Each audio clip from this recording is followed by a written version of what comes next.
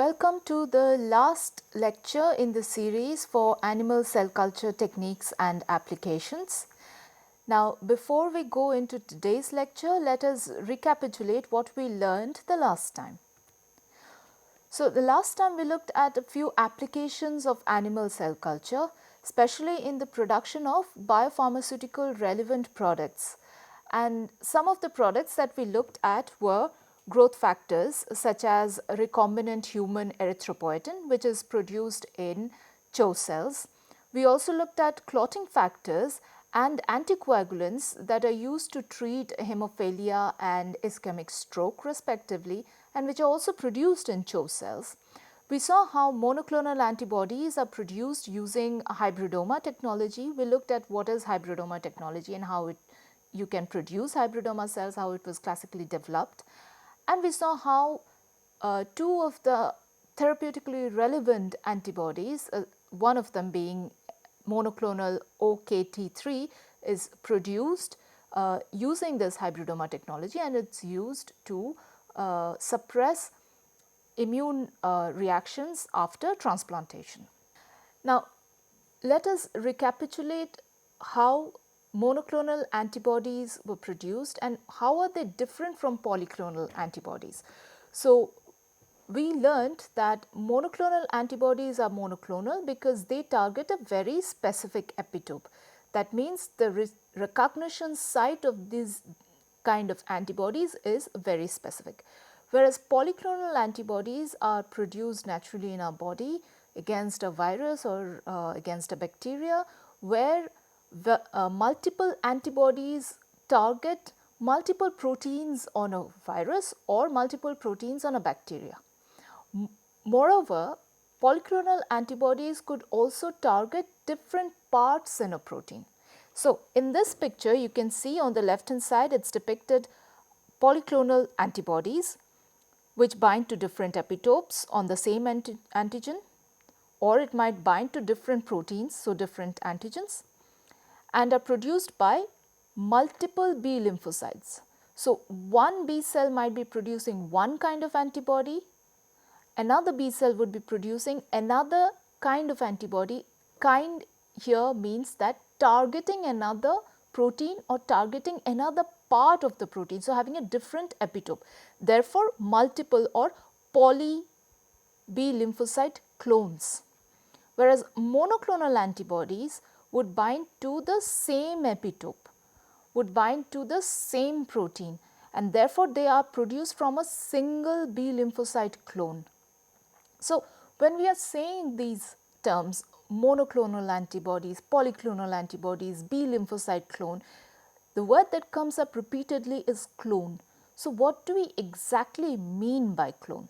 Now, clone is something that we have already discussed previously when we were talking about cell lines and how they are developed, and why being so homogeneous is actually helpful to the biopharmaceutical industry, where it is easier to see the effects of drugs because all the cells are same, because all the cells are cloned to each other, they are all clones. So, therefore, you can perhaps very well understand that clone is something which is a copy of one another. So, if you are making a copy of the same, then it is a clone. So, what exactly is a clone? So, clone, as I mentioned, is something which is a copy of one another. So, what kind of copy? What do we mean by copy? So, it is actually a copy of the genetic material. So, what it means basically and essentially is that the genetic material is the same. Now, if you look at this image, what you see is an image of Dolly the sheep, the first animal to be cloned, and it was done in 1996.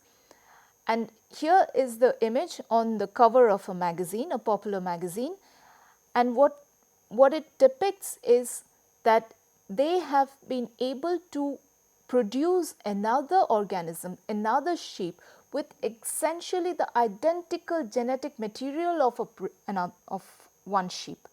So, therefore, it is a clone. It has the same genetic material, same genes, same genetic sequence. So, identical genetic code. That is what we mean when we say a clone. So, but there are, it's not just clone of cell, cloning of a sheep. Cloning can be, or clone can be used in, the word would be seen, or you can hear it very often in biology. So, this is one example, cloning of a sheep. So, you can exactly make a copy of a sheep or a dog or any animal for that matter. You take the genetic information, and if you pass on that genetic information, exactly the same information to the progeny, then you have created a clone.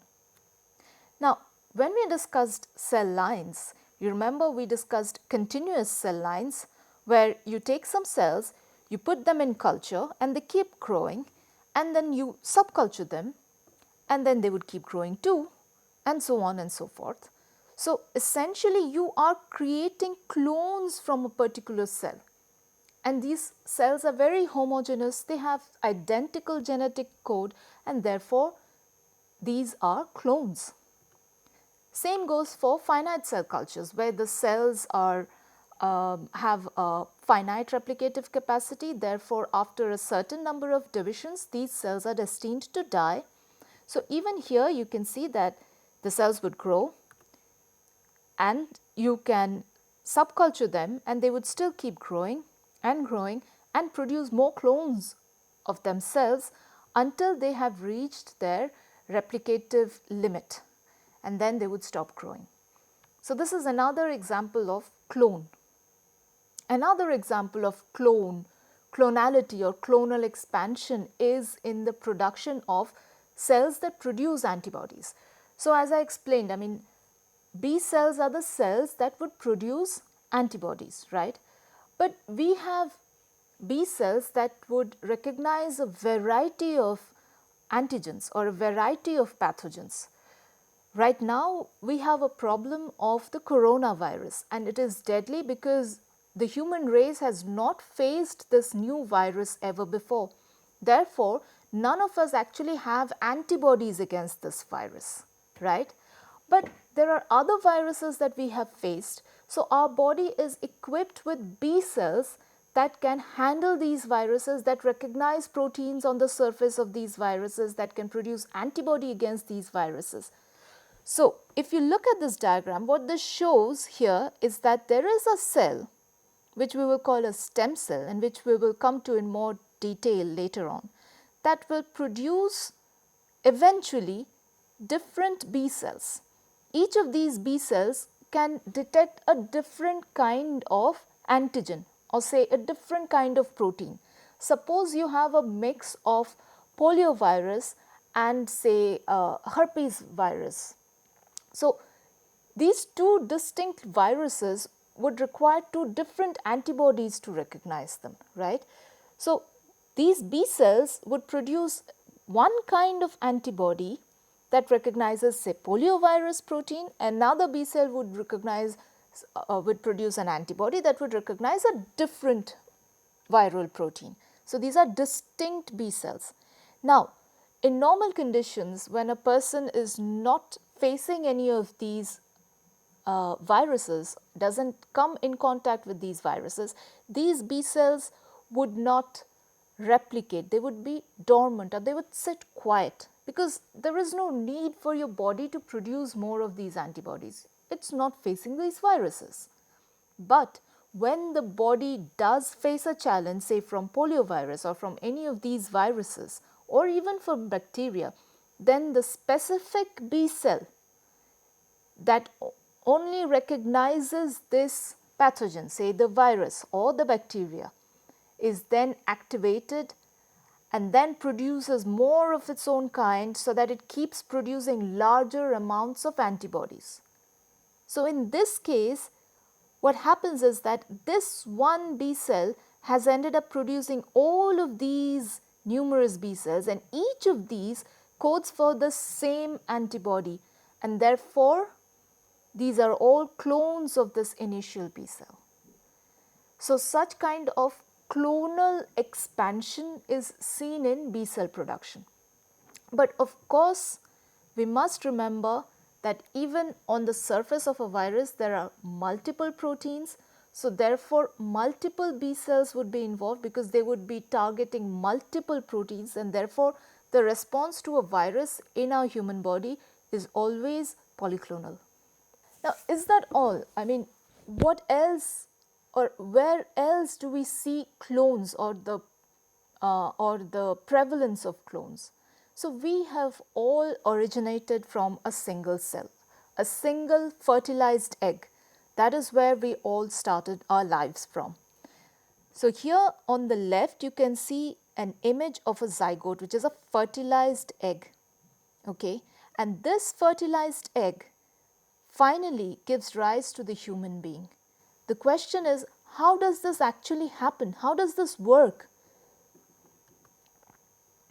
So the initial stages of division of this one single cell, this one zygote, the one fertilized egg, is actually dependent on cell divisions.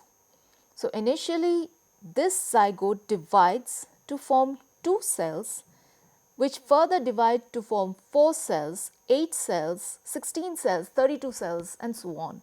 So there are multiple divisions. But then at some point these cells decide to not look similar to each other. Until that point, these cells have almost similar kinds of identity, which means that if you can somehow dislodge these two cells, then the two cells would divide independently and potentially can give rise to two healthy individuals. But if you take, say, cells from this stage, divide them into single cells, let them divide further independently, they would not be able to give rise to a healthy living organism. The reason is that these cells are identical to each other, but here there are some changes so that the cells are not quite identical to each other. They have become somewhat specialized, and that is required because from this single cell here, you have to produce an entire organism with multiple different kinds of cells. So in our body we have cells of the skin that protect us from the environment. We have nerve cells that conduct impulses. So when you're listening to this lecture, you're able to understand that and process that in your brain using a different kind of cell. Then if you're writing something, then if you're making notes, then that is done through muscles, and the muscle cells are quite different from your nerve cells. And when you are looking at these images with your eye, then the cells of the retina are definitely very different from the cells of your muscle. So all these different cells have to be produced. They have to gain functions very distinct from each other, function also in a surrounding, not just on a two-dimensional layer, but it's a three-dimensional organism in which they have to function. So all of these would require specialization of these cells, but initially it all starts from this single zygote, which divides and divides and divides and ultimately gives rise to the organism that we are. Okay, so as I mentioned, these initial cells, you can separate them out and they would still be able to produce an entire organism, right? Somewhere along, as these cells keep dividing and dividing, it produces a very compact ball of mass, which is called morula, which then undergoes changes such that this compact ball of mass becomes like a hollow sphere filled with a fluid. It has a fluid filled cavity at the center, and some cells which are sticking out inside, which is called the inner cell mass. We'll come to this in more details later on. So these are really the steps of early embryonic development, how the embryo or how the zygote ends up becoming or going towards acquiring specialized cells, specialized functions. Okay, now let's try to understand in a little greater detail what are the processes or what are the steps that are required for this single cell to turn into a human being. So as I explained, your single cell can divide into two, and these two cells are quite identically to each other. So if you separate them out, they may still form two healthy individuals. But then at some point, as the cells keep dividing, they tend to become specialized. So the process by which they become specialized is called differentiation. So now let us have a look at some of these terms that are actually required for us to understand how the cell, a single cell, gives rise to an entire organism. So the first term that we come across is fate. Now fate, as you know, is like destiny, right? So we would say that okay, this person was destined to be say a sportsman because he ran very well in his school days. So he was destined to be a sportsman. Similarly, some cells have a certain fate attached to them. For example, let us have a look at this image on the left. It shows an embryo, an early developmental stage. And you can perhaps understand that this is the head part. This part is destined to become the head, right? And you can see this small circular region here, which is the optic cup. And this optic cup, the cells here are destined, they have the fate to produce the eyes. So all the cells of the eyes would be produced by this optic cup here. So that is what we mean in biology when we say fate. Now there is another term called developmental potential or potency. And what it describes is that what a cell can become. Okay, what are the fates that it can acquire? So as I mentioned again, this is a head region. So this has the fate to become the head region. This is an optic cup. So the fate is that it will produce eyes, right? But what is the potential of the cells that are present here? So the potential is that it can form the retina, it can form the neurons attached to the retina. So all of these different cell types can be produced by this optic cup because you need to produce a functional eye, right? And therefore that is the potency or the potential, developmental potential of these cells. Then the next word is determination. Okay. So what is determination? Determination is a state where a cell chooses a particular fate. So again, to come back to this. So here you have an optic cup. So cells here have to become the neurons that will be attached to the retina, also the retina itself, the retinal cells. So these two cell fates are possible, and then when it chooses any one of these cell fates, then it is determined. It has determined that I will become A and not B. And the last term is differentiation. So once it has determined that it would become cell type A, then it has to go into that program that it would become cell type A. And that is what we say, what we mean when we say differentiation. So differentiation follows a very very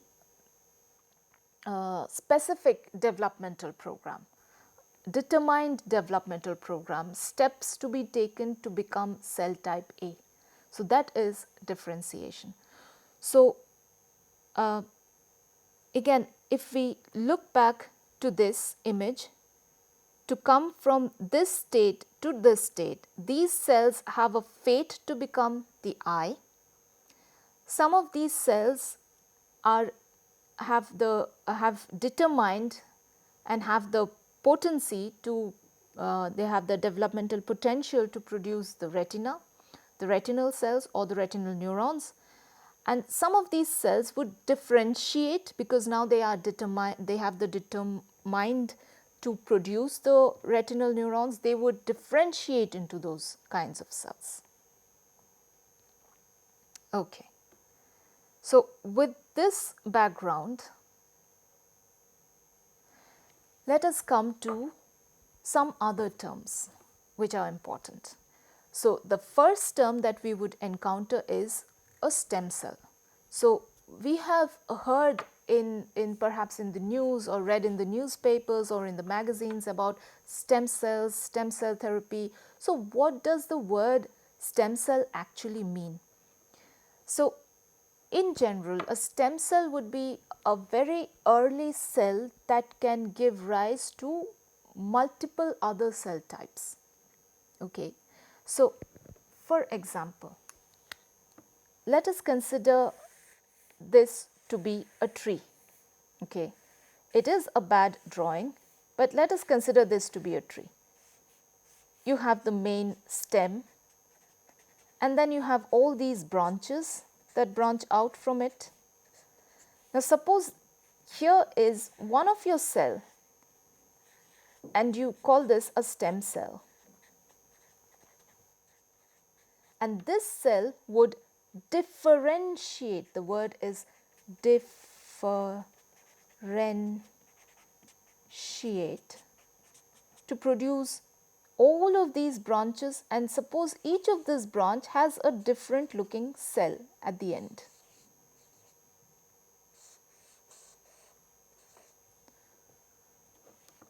So, these are all the different cells that this stem cell can differentiate and produce. So, it is much like a tree. So, a tree has a stem and then it branches out to produce leaves, to produce flowers and fruits.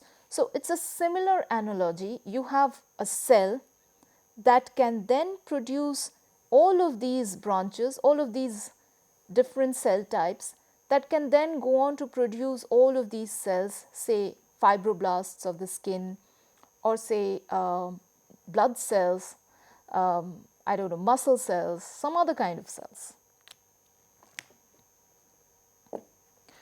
So, then with this, again, if we think of stem cells, then what is the fate of these stem cells? The fate of these stem cells would depend on the kind of stem cells that we have. For example, if we have a totipotent stem cell, then the fate of that stem cell would be that it would be able to produce an entire organism. It can produce all the cells that that organism has, including the germ cells, including the cells that are required to produce the next progeny. Okay, so that's a totipotent stem cells. So, the first cells of embryonic divisions that produce these totipotent stem cells, it can individually produce an entire organism. But what happens if this embryo divides a little further and the cells acquire somewhat a little distinct fate?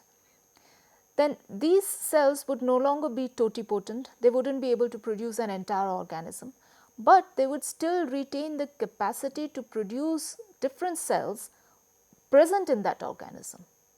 Okay. So, such an experiment was done by using these cells present in the blastula. So, let us go back again to this image. Here you can see this single zygote divides and divides and divides until it forms this tight ball, very compact tight ball called morula, and the morula then undergoes rearrangement of cells and forms this kind of a blastocyst, which has a central fluid filled cavity. It is like a ball, like a cricket ball, with cells that form the outer shell of that cricket ball, and inside, instead of being hollow, there is a fluid filled cavity. Now, inside the cavity, if you look carefully, you will see that there is a mass of cells that is not quite part of this external boundary, but is sort of sticking out into this fluid, and this is called the inner cell mass. and cells from these inner cell mass have been taken out to produce what we know as embryonic stem cells.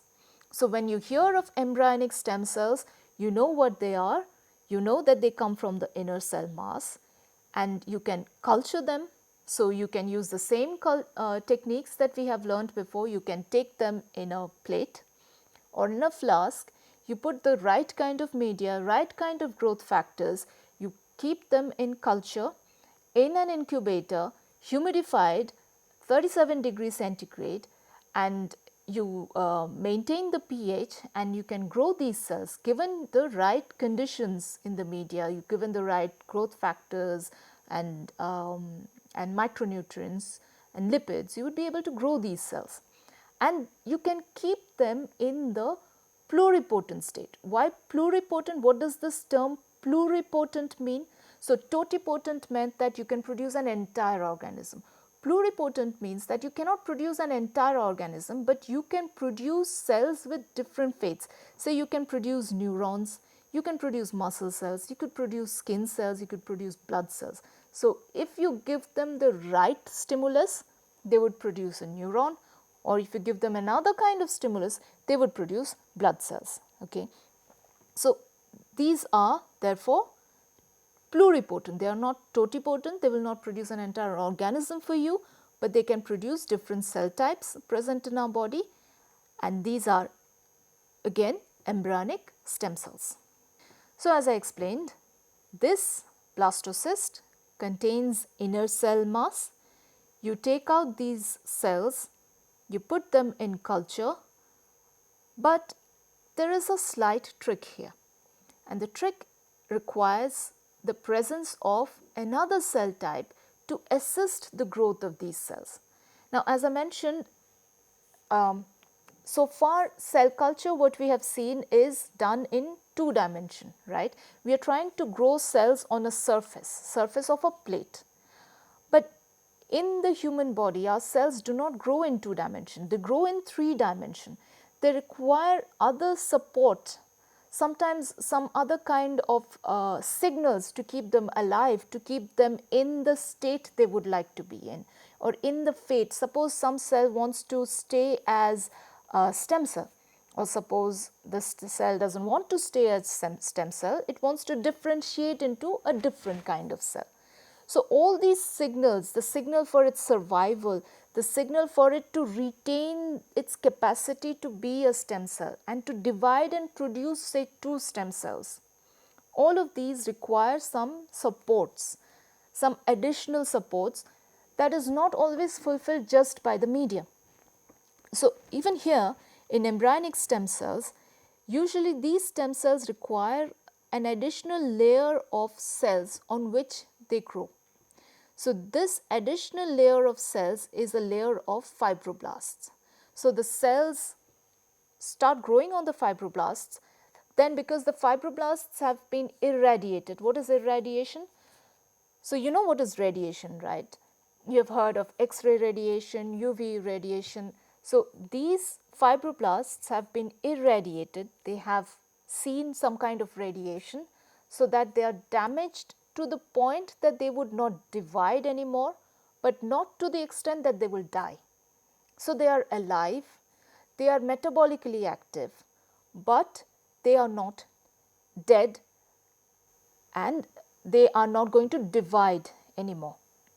So, it is essential to stop their division, but not to kill them. So, these growth arrested fibroblasts are used. First, you put them on the plate, they would cover the surface, they would not grow anymore.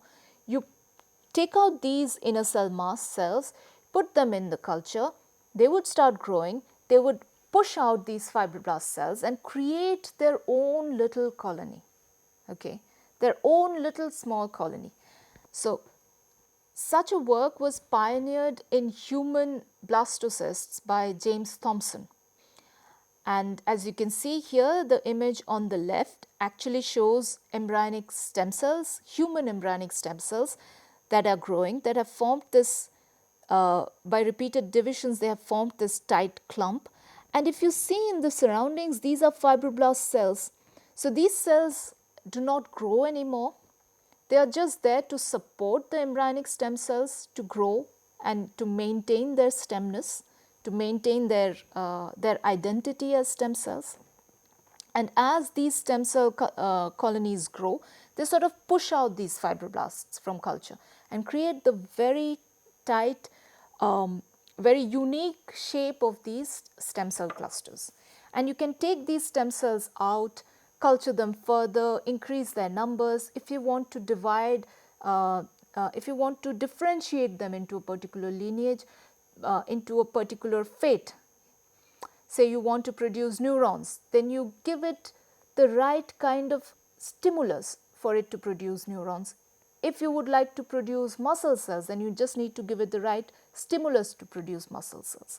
But everything uses the same techniques that you have read so far, the same animal cell culture techniques, techniques of aseptic culture. They would culture it within a laminar hood or a biosafety chamber, and they would culture them in plates or in flasks, and the flasks or plates would contain media. It has to be regulated for the pH. That is done by maintaining carbon dioxide percentage of 5% or 8%. The cells are kept in the incubator where it is humidified and the temperature is maintained. So, all the parameters that we have studied so far, each of these are used to culture these embryonic stem cells. Okay, so now let us look at some of the features of embryonic stem cells. So far we have seen from where do they get embryonic stem cells, how to obtain them. We have seen roughly how you can culture them. You need some sort of base cells, which here we say are fibroblast cells, and these fibroblast cells, you need to stop their growth so that they do not grow in preference to the embryonic stem cells. You want the embryonic stem cells to grow, but you also want the fibroblasts to be alive, so you irradiate them, and the irradiation would induce their survival without inducing cell growth.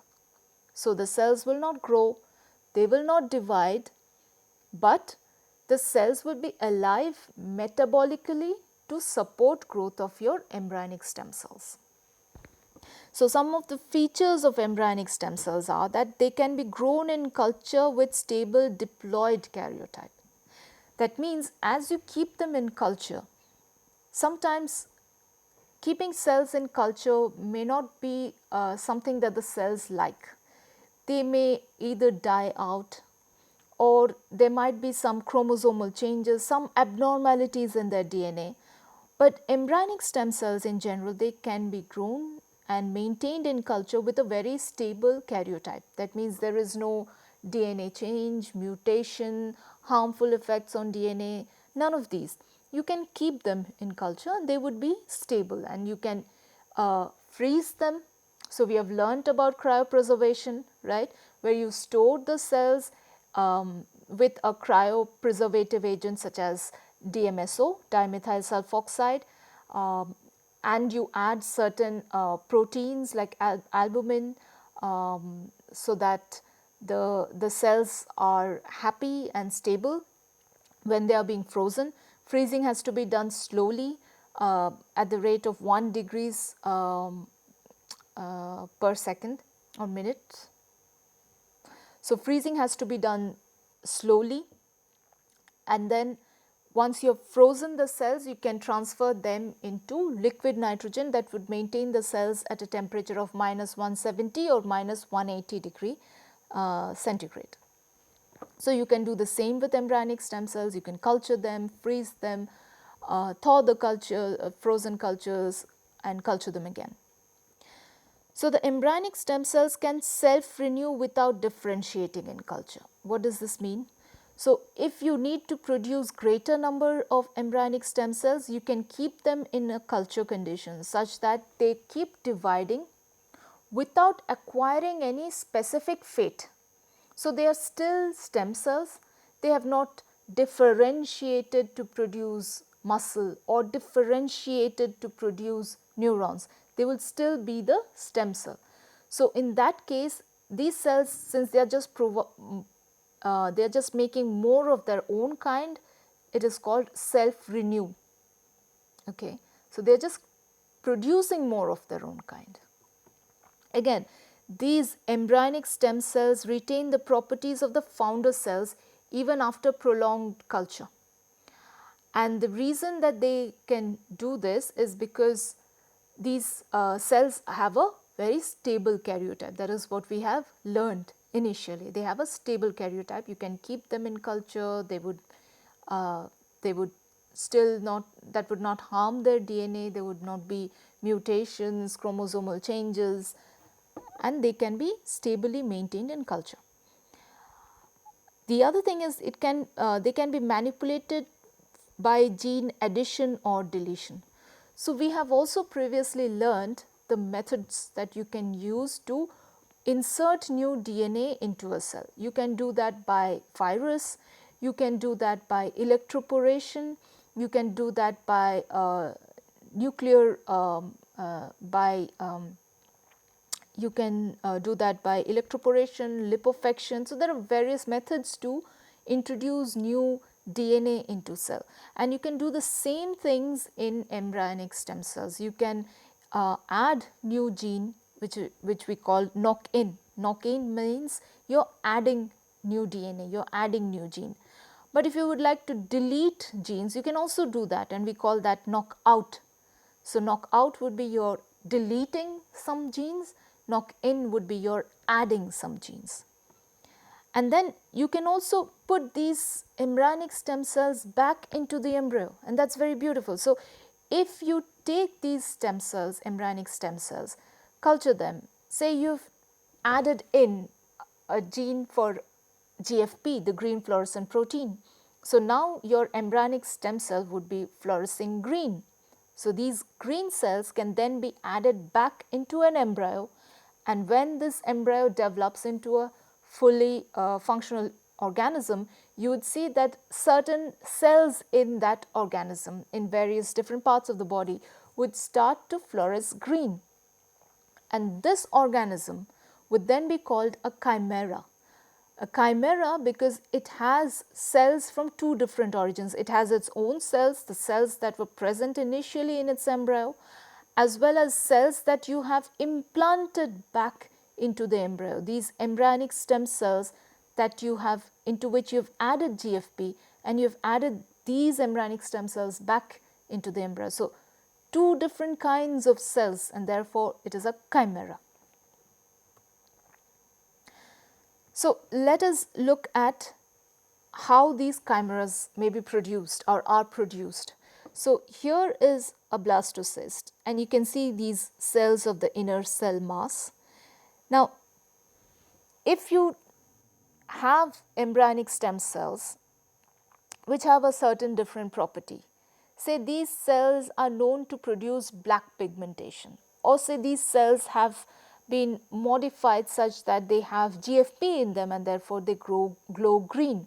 So, now if you put these cells back into the embryo, into this inner cell mass, some of these would integrate very well into the blastocyst and would develop into a complete organism.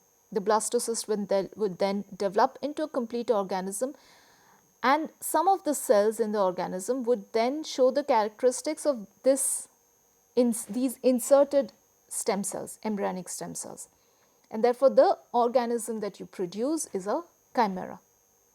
Okay, it has mixed characteristics of the embryo that was initially present, characteristic of the cells that you have added back into the blastocyst, and therefore would become a chimera. Okay, here is an interesting question. So far we looked into embryonic stem cells, right? Do we also have stem cells in our body? Now you might be wondering, do we have stem cells? I mean, I can understand that I developed from a fertilized egg, and therefore that was totipotent. Then it divided further, and those two cells would also be totipotent. It divided further and further, produced a morula, produced a blastocyst, and then the cells had acquired somewhat a different fate. And then this embryo developed further to produce an entire organism with numerous different cell types. But in this living organism, are there any stem cells? And the answer is yes. And these stem cells are known as adult stem cells. And naturally, the adult stem cells are not totipotent. They would not be able to produce an entire organism, but they have a very limited fate. That means they would only be able to produce a certain type of cells. So instead, they are not totipotent. They are not pluripotent. They may be called multipotent. So they would be able to produce a certain type of cells. Now, some features of adult stem cells. The first is they are rare cells of our body. They are not the most abundant cell type. So if you take, say, 10 milliliters of blood, would you be able to see a stem cell? Possibly. One, maybe not. So these cells are very rare. And they are required in growth and replenishment of damaged or dead tissue. So these stem cells are basically present to enable an organism to grow and an organism to survive. So at each moment you shed your skin, right? You are not able to understand that, but you are shedding skin, and new skin that is formed takes its place. How does this work? This works because your skin has stem cells that help in this replenishment, right? In your blood, there are millions and billions of cells that are produced and that are destroyed every day. And so how is this cycle going on? This cycle is going on because there are stem cells in the blood that help to produce these cells. But these stem cells are actually very rare cells. They will self-renew when required. They will produce more of their own kind. And so when required, some of these stem cells can divide to produce 2 stem cells. Some of these stem cells may divide to produce one cell with a certain fate and another cell being a stem cell. Sometimes it can also divide to produce 2 cells with a certain fate. So therefore, these stem cells are right at the bottom of this tree. They are low in number. Then they may divide to produce cells which have acquired a certain fate and which are a little higher up in the tree. These cells can divide and produce more cells of its own kind, more numbers of these cells, which can then go into any one of these paths. And therefore, the final numbers of these cells can be quite large from the numbers of their stem cells. Okay. The next thing is that they have these adult stem cells, they have a restricted fate. So they are multipotent and can differentiate into a particular lineage. So the skin stem cells would produce cells of your skin. They would not be producing, say, neurons. And then they divide to produce one stem cell, one differentiated cell, and they are useful in therapies involving stem cell transplant to treat leukemias and skin grafting to treat burns. So as we have heard maybe previously in the news or read in the newspapers or in magazines, or maybe we have heard from our friends, the term transplant and stem cell transplant. We often hear that a certain patient who's had a previous episode of blood cancer has had to undergo stem cell therapy or stem cell transplant. So what that essentially means is that in that patient, because that patient's stem cells were producing cells that was causing cancer, you can replace those bad stem cells with good stem cells, and these stem cells would then populate this patient's body and would start producing all the cells of the blood. And so that is stem cell therapy. Another kind of stem cell therapy is when we talk about skin grafting. So you can take a person's own skin, and in the laboratory under aseptic condition you can grow skin and then graft it back into the same person. So that is skin grafting. So these are some of the uses of adult stem cells. Now here is an example of an adult stem cell, which is a hematopoietic stem cell or the stem cell of the blood. So this stem cell can produce all the cells present in our blood. So our blood has red blood cells that help to carry oxygen. Our blood has B cells that produce antibodies. Remember, B cell, hybridoma, antibody production. So those cells are also present in the blood. So all of these cells, different kinds of cells, are actually produced by this stem cell. This stem cell is very low in number. The number of these stem cells is very low. But then they would divide to self-renew, to produce more of its own kind, and differentiate to acquire a certain fate. Maybe it chooses a fate this and not this, or maybe it chooses this fate, and then these cells would grow, create more of their own kind, and then would differentiate further, and those cells would grow, produce more of their own kind, and then differentiate further, such that in the end these cell numbers are much higher than the initial number of stem cells. So that is how one stem cell can actually theoretically produce this entire range of cells. So again, to emphasize this idea, you have totipotent cells, totipotent stem cells that can produce an entire organism, right? And those cells would be the least in number, say one zygote. Now this zygote, as it divides and it starts acquiring certain fate, these determined cells would be a little more in number than the zygote. The zygote was a single cell. So you increase the numbers of cells. But as you increase the numbers of cells, these cells seem to acquire a certain fate. Okay, it might move in this direction and become cell type A, or it might start differentiating in this direction and become cell type G. So as the cells keep differentiating, as it increases in differentiation, the potency of these cells decreases. That means it becomes restricted into the number of cells it can form. Alright. So a totipotent cell can produce an entire organism. It can produce neurons, blood cells, skin cells, say muscle cells. But a hematopoietic stem cell would only produce cells of the blood, whereas a B cell would only produce more of B cells. So it's more restricted. The potency decreases as you go down this pyramid.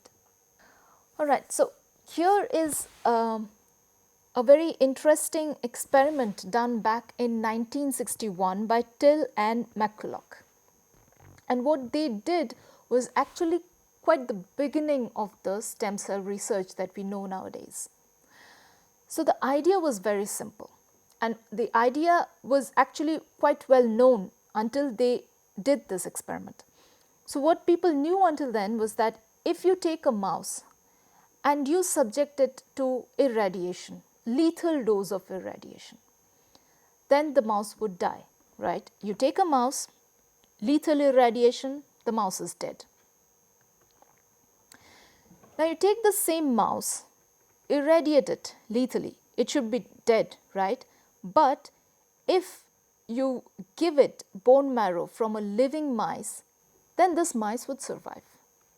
So mouse, lethal irradiation, would be dead, but it can be rescued if you provide it bone marrow from a living healthy mouse.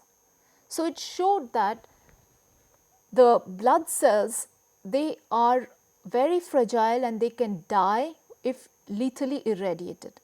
But if you can provide these mouse bone marrow, which has the starting material to produce blood cells, then that bone marrow would be sufficient to produce all the blood cells in this mouse, and therefore this lethally irradiated mouse would survive. What Till and McCulloch did was that they had this question: how much or how many cells of the bone marrow do you need to put into this mice for it to survive? So they kept limiting the numbers of cells in the bone marrow that they would put into the lethally irradiated mouse, and then they observed if the mice would survive or not. This, students, was the beginning of stem cell research, because as I explained to you, stem cells are very rare cells. So the idea that if you keep giving less number of bone marrow cells means that you are reducing the number of stem cells that you can possibly provide to this lethally irradiated mouse, right? Say for example, you have provided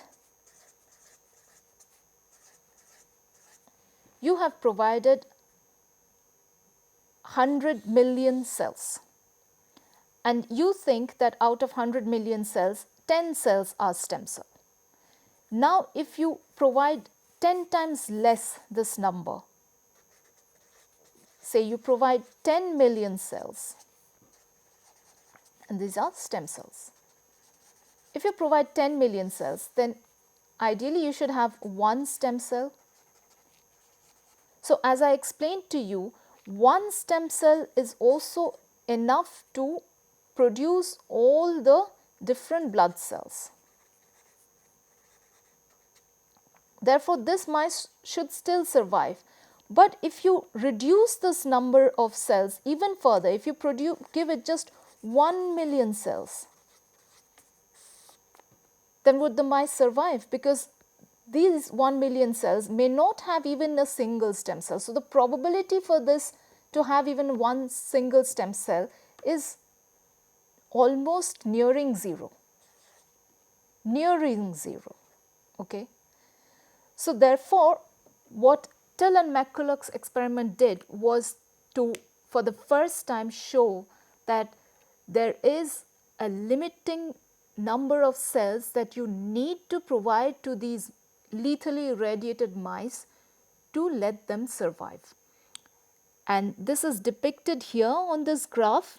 So, if you keep, so this is the percentage survival, okay, and here you can see that they have provided 10 to the power 6 cells, 10 to the power 5 cells, 10 to the power 4 number of cells, and as they reduce the cell numbers, the survival, the percent survival of the mice goes down.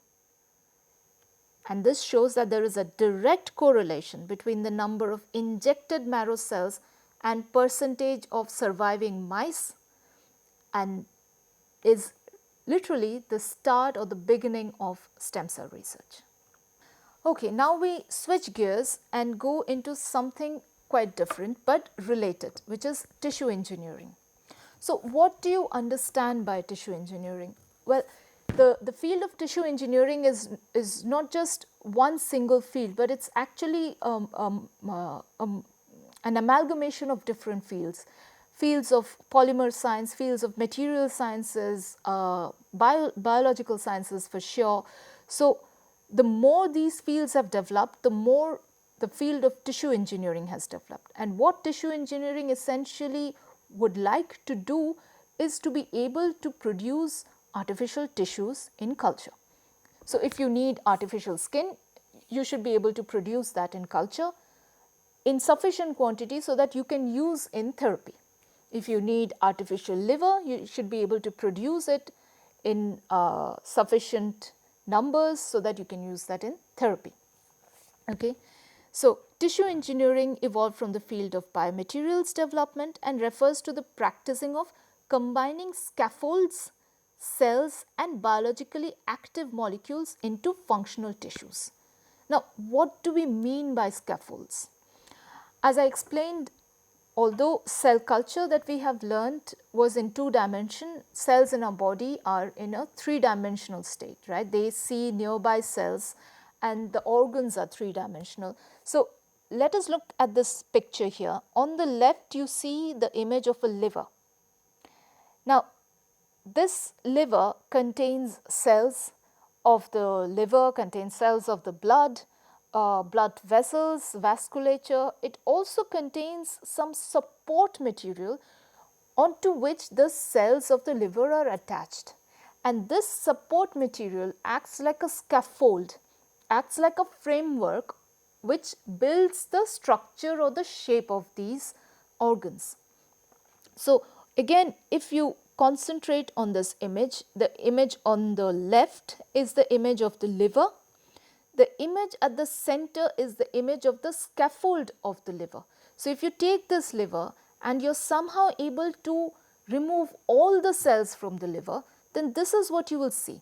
A jelly-like substance, absolutely whitish, and that holds the, still has the structure, the shape of the liver.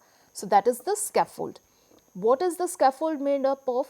Typically it is made up of proteoglycans. And so what are proteoglycans? So those molecules which contain a protein and a sugar part together. So these are proteoglycans.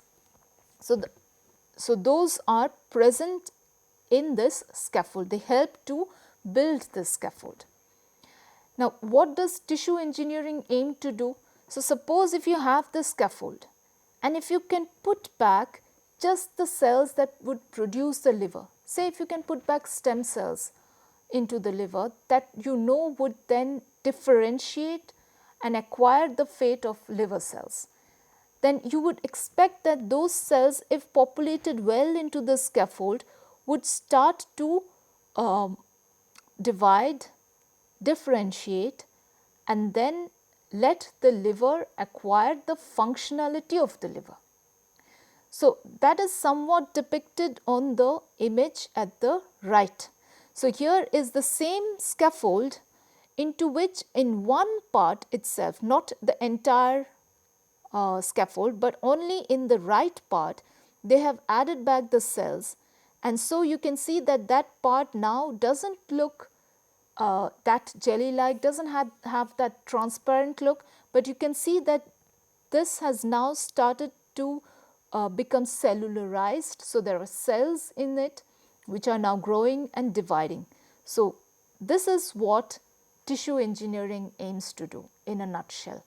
Tissue engineering aims to combine material sciences understanding, combine biomaterials understanding, and to be able to produce these scaffolds either naturally or artificially, combine it with cells, stem cells, or maybe differentiated cells, try to create these layers of cells so that you can produce an entire organ, put that into a living individual, and to be able to let it function in a living individual.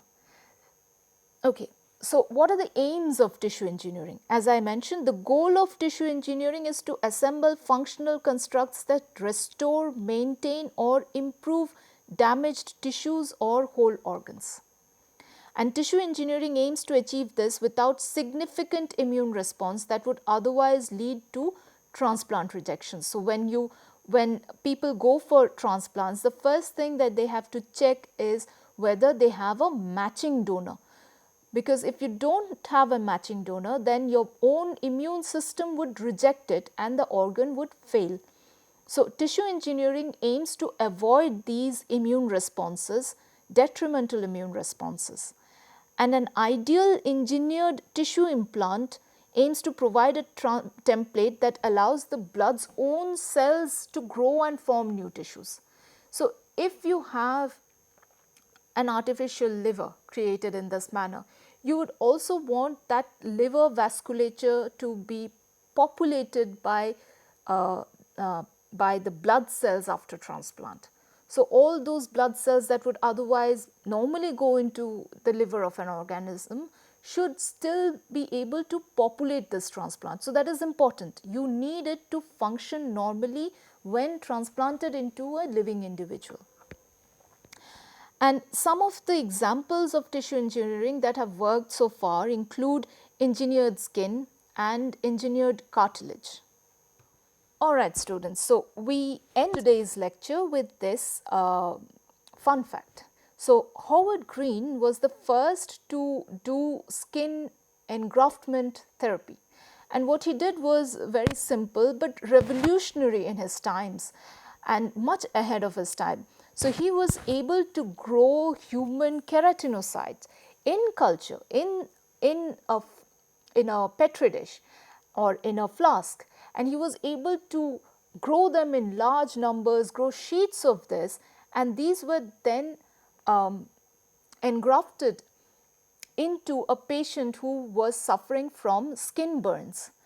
And then when engrafted, this engraft not just worked perfectly in that in that patient, it populated the skin, it produced new skin, but it has been successful until today. So that skin graft did not give rise to any cancerous outgrowth, no tumors, nothing of that sort. Perfectly normal, healthy skin that was produced by taking out skin graft from the patient, culturing that in a laboratory, in a cell culture environment, in a dish, and then transplanted back into the patient. So this is one example how animal cell culture techniques can revolutionize therapy, and we are looking forward to an age when animal cell culture techniques are being taken forward using stem cell therapy, tissue engineering into the next era of biopharmaceuticals and patient therapy. Thank you very much for patient listening.